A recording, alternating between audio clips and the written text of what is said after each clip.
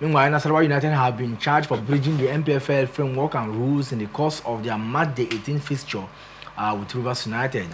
The Lafayette club breached the NPFL rule following encroachment into the field of play in the course of the match. Nasarawa United also failed to ensure proper conduct of their team and their supporters, which led to the assault on the away team. This is necessary, even if it is two sides to the coin, But first of all, the NPFL disciplinary committee have found them guilty of breaching the rules, and their punishment is a 3 million naira, fine, being 1 million each for encroachment into the pitch and failure to ensure proper conduct. So I think it's well deserved. Well deserved, but I think for me, more education need to be carried out to some home teams out there by their clubs, because this is not the first time we are hearing this kind of issue this season. Despite the frantic effort, by the league body to ensure that we stamp out hooliganism and all of this, we still see pockets of teams out there causing one or two trouble, breaching the extant law that governs the league and all of that. So for me, I think it's becoming very serious, and we need to pay much attention, other than just lifting the hammer by imposing sanction of 1 million, 3 million, and all of that. We should go, a step further to actually see how we can be able to address the root cause. Because if you cannot address the root cause of all of this, I tell you, it cannot to happen every now and then. So we should go beyond just imposing the 1 million naira fine to actually call the stakeholders, call club management, sit them down, educate them. This is what you need to do. I think you need to be very close to your fans. I think this is what you need to tell your fans. Maybe call them, organize them, carry out more like a lecture to them, so that at least it will sink down in their brain that even if there are no security personnel, fans can just seamlessly come to the stadium without any peace, without any violence, and sit quietly, watch their game, go home. Whether you lose, win, or draw, you should show that spirit of sportsmanship. So I believe this is where symposium and some form of seminar need to come in on the side of the fans to educate them the more. 3.3 goals has been deducted from the accrued point of the team. They are not battling relegation.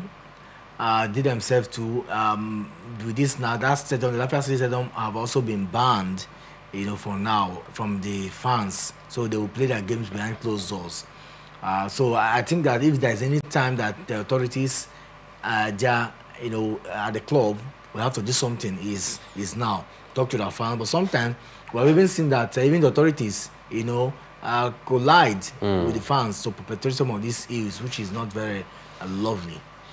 And it's for me very unprofessional, not just being lovely, but very, very unprofessional.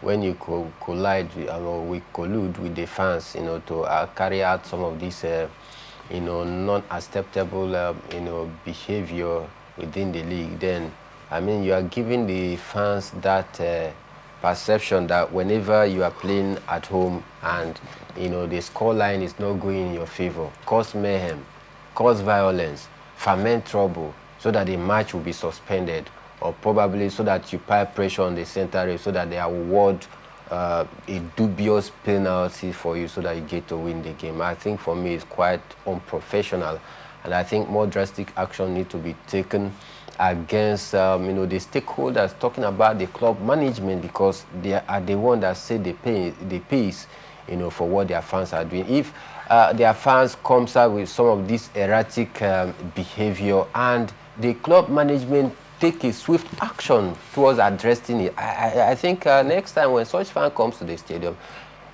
he or she will know that whether we lose, win, or draw, I should maintain my cool. So I think more action should be taken against the league, against the club management, so that at least it will serve as a deterrent to others. They have even said that the club should go and look for the fans that perpetrated that crime, harm against the away team.